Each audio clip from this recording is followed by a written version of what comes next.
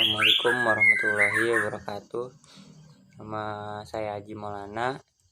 Di sini langsung aja saya mau menjelaskan dari pertemuan pertama, yaitu dari mata kuliah teori bahasa dan automata. Di sini di pertemuan 1 konsep teori automata. Sebelum ke konsep teorinya, di sini saya bakal menjelaskan tentang teori bahasa. Teori bahasa yang akan dibicarakan dalam teori bahasa atau automata itu merupakan suatu bahasa formal, diutamakan untuk perancangan kompilatif, kompiler, dan sebagai pengelola proses naskah. Di sini teori automata adalah pembelajaran mengenai mesin yang abstrak berbasis komputasi. Teori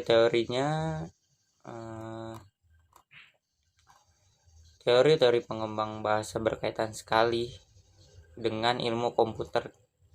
Bahkan beberapa konsep seperti automata, teori bahasa formal tentu digunakan sebagai dasar desain beberapa software yang penting seperti pada kompiler pada bahasa pemrograman. Di situ saya rangkum aja karena kita langsung ke pertemuan 2. Di pertemuan 2 yaitu tata bahasa formal pada teori automata.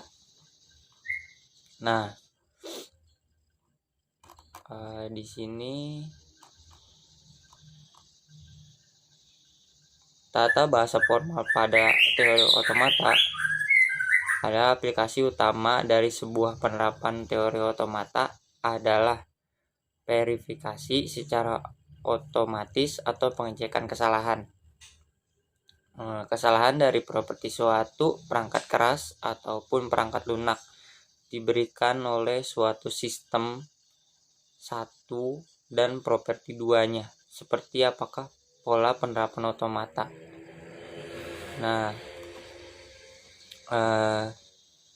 Hasil dari pohon ada yang seperti bagaimana bentuk pohon sintaks seperti itu, kayak diagram juga ini ya, tapi saya belum bisa menunjukkannya karena ini langsung dirangkum. Kita langsung ke pertemuan 3. Dalam pertemuan 3 akan membahas tata bahasa grammar hierarki Chomsky. Di sini saya bakal menjelaskan struktur tata bahasanya. Struktur bahasanya itu berupa ada alfabet, string, dan bahasa. Saya bakal menjelaskan dari alfabetnya dulu ya. Alfabet adalah sebuah alfabet adalah berhingga himpunan simbol yang tidak kosong biasanya dan seterusnya. Akan menyebut alfabet dengan simbol akan digunakan sebagai lambang simbol. Di sini kedua yaitu string. String dalam pemrograman komputer adalah sebuah deret simbol. Bedakan dengan tipe data. String adalah tipe data yang digunakan untuk menyimpan barisan karakter.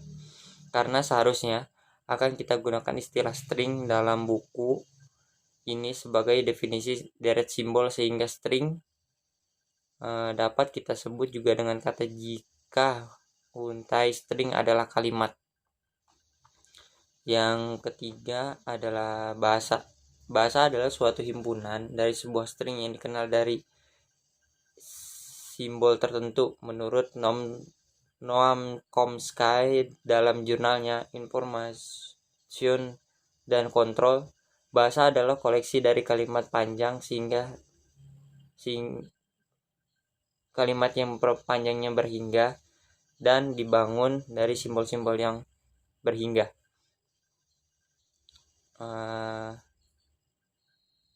Contoh lainnya pada bahasa pemrograman misalnya adalah bahasa Java. Setiap pemrograman diterima dari setiap string mengandung simbol dari bahasa Java.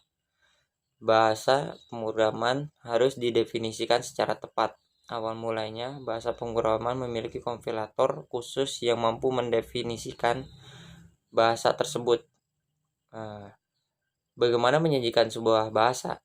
Bahasa merupakan himpunan hingga ataupun tak hingga dari kalimat. Bahasa hingga dapat dibangun dengan menyebutkan anggotanya satu persatu. Di sini juga ada grammar.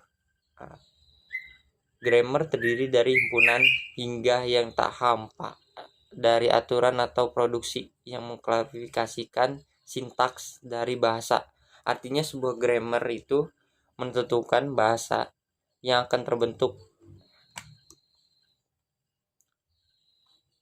Nah, di sini kita langsung ke pertemuan 4.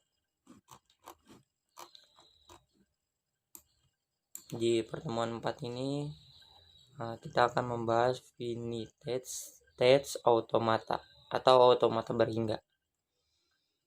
Nah, di sini saya akan menjelaskan dari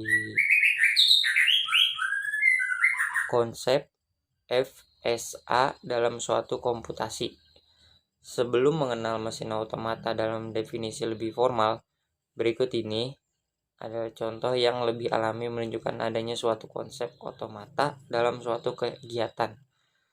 Nah, bagaimana masalah untuk mendesain sebuah komputer menjadi menjual minimum secara otomatis?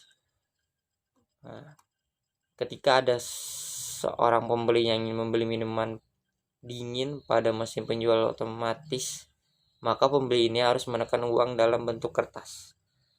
Nah,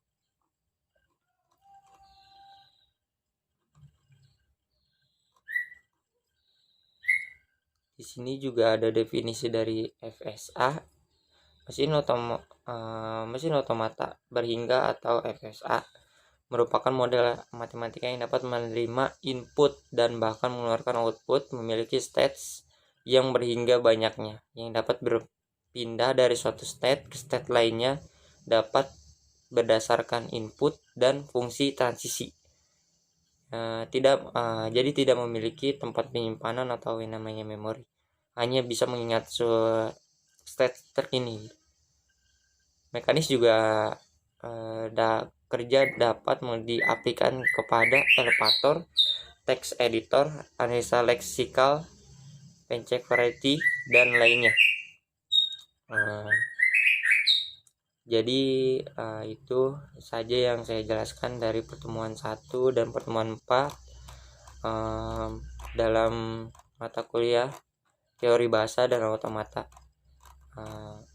Selebihnya, assalamualaikum warahmatullahi wabarakatuh.